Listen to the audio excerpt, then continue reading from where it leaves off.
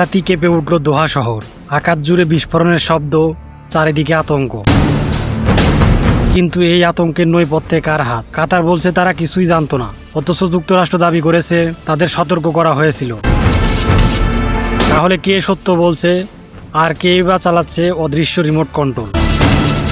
আজ আমরা খুঁজে বের করব সেই লুকানো সত্য। কাতারের মুখপাত্র মাজিদ আল আনসারি স্পষ্ট জানিয়ে দেন, বিস্ফোরণের আগাম কোনো সতর্কবার্তা তারা পাননি, বরং ফোন কল এসেছে বিস্ফোরণের মুহূর্তেই। অথচ মার্কিন সূত্র দাবি করছে তার উল্টোটা।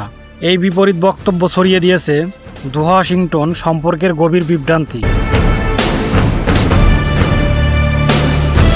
এই বিভ্রান্তির মাঝেই আলোচনায় আসে মার্কিন রাজনীতি।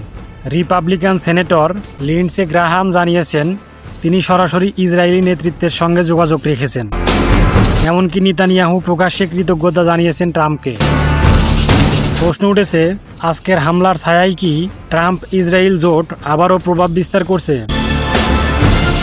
সাবেক মার্কিন কর্মকর্তা অ্যাডাম ক্লেমস আল জাজিরাকে বলেন, যদি যুক্তরাষ্ট্র আগে থেকেই জানতো তবে তাদের কূটনীতিক সেনাদের নিরাপদে সরিয়ে নেওয়া হতো। অথচ এমন কিছুই দেখা যায়নি।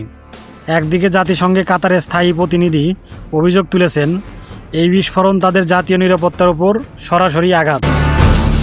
উচ্চ পর্যায়ের তদন্ত শুরু হয়েছে বলেও জানান তিনি।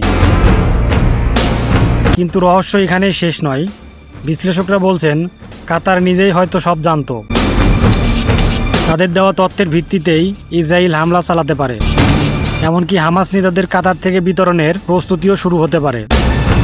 তাহলে কি কাতার, যুক্তরাষ্ট্র ও ইসরায়েল মিলে এই হামলার মঞ্চ সাজিয়েছে? একটি বিস্ফোরণ এখন পরিণত হয়েছে বৈশ্বিক রাজনৈতিক ধাঁধায়। আসল চালকের সামনে কে বসে আছে, কাতার, যুক্তরাষ্ট্র না ইসরায়েল?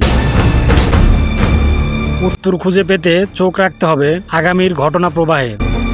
24 টিভি এইচডির সঙ্গেই থাকুন, কারণ আমরাই দিই বিশ্লেষণ, যেখানে অন্যরা থেমে যায় শুধু শিরোনামে।